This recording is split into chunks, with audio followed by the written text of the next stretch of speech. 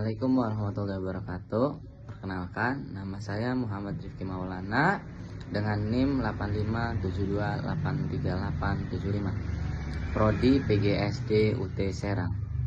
Saya di sini akan menjelaskan tugas yang diberikan, yaitu tentang filsafat. Nomor 1, bagaimana filsafat ilmu mengawasi dan memperkuat eksistensi keilmian serta nilai dalam ilmu pendidikan. Filsafat ilmu berfungsi sebagai dasar berpikir kritis dalam pendidikan. Filsafat ilmu membantu memastikan bahwa pendidikan tidak hanya sekedar kegiatan mengajar, tetapi benar-benar menjadi ilmu yang memiliki tujuan, metode, dan nilai yang jelas. A. Mengawasi eksistensi ilmu pendidikan. Filsafat ilmu membantu menjawab pertanyaan. Pertama, apa hakikat pendidikan?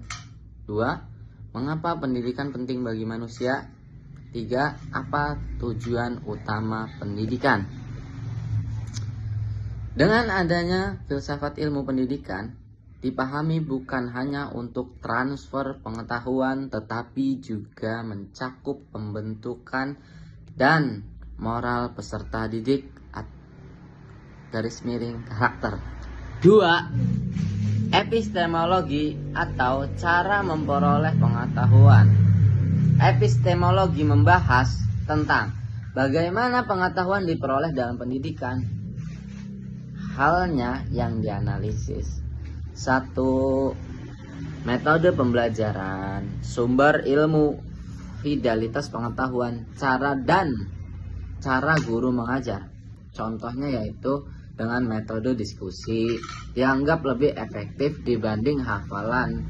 Karena menurut saya, sifat aktif berpikir dan memahami materi itu dasar dari seorang manusia. Karena sifat manusia itu berpikir. Contohnya itu tadi metode diskusi. Selain metode diskusi, itu bisa disebut juga musyawarah. Jadi epistemologi membantu menentukan cara belajar yang tepat. Yang ketiga, aksiologi atau nilai dan manfaat. Untuk apa ilmu pendidikan digunakan? Apa manfaat ilmu pendidikan? Dan aksiologi fokusnya pada nilai moral, etika, manfaat pendidikan masyarakat. Contohnya yaitu teknologi dalam pendidikan harus digunakan untuk meningkatkan kualitas belajar, bukan untuk plagiarisme atau menjiplak suatu karya orang dengan benar-benar jiplak, tidak dimodifikasi, atau penyebaran informasi palsu. Dengan 3 pendekatan tersebut, filsafat ilmu mampu membedah masalah pendidikan secara lengkap dan mendalam. 4. Pertanyaan nomor 4. Contoh konkret penerapan filsafat ilmu dalam praktik pendidikan. Dalam kebijakan pendidikan, kurikulum Merdeka menekankan bahwa 1. Pembelajaran suatu kebutuhan siswa. Yang kedua, pengembangan karakter, kreativitas, dan berpikir kritis. Hal ini dipengaruhi filsafat progresivisme yang memandang siswa sebagai pusat pembelajaran.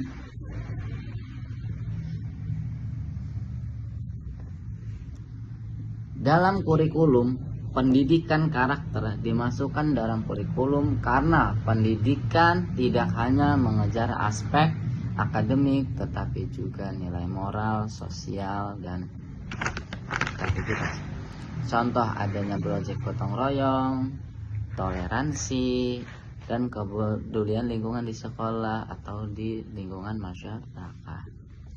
Dalam proses pembelajaran, guru menggunakan pembelajaran aktif seperti diskusi kelompok, problem based learning, atau proyek praktik langsung, lebih ke praktek intinya.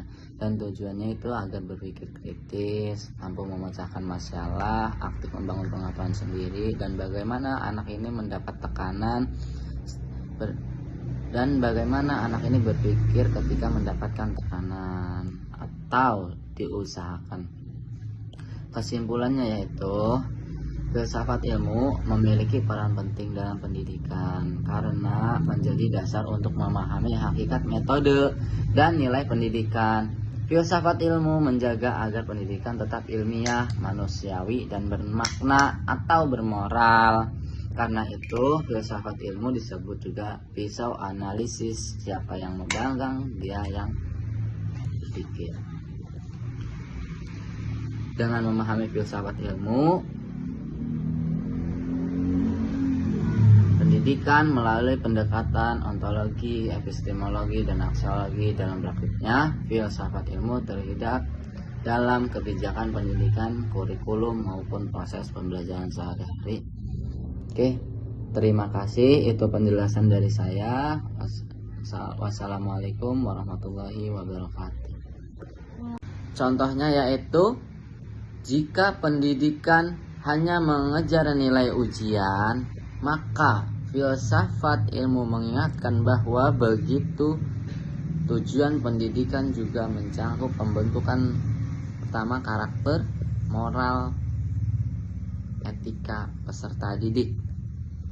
B. Memperkuat keilmiahan pendidikan. Filsafat ilmu membantu menjadi ilmu yang ilmiah melalui 1.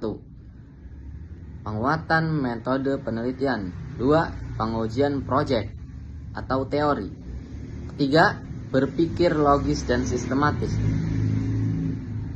Pengembangan kurikulum berdasarkan data dan kebutuhan masyarakat. Dengan demikian, pendidikan tidak berjalan berdasarkan asumsi semata atau berpikir secara logis saja, tetapi berpikir secara penelitian, bukti, dan berasal dari mana.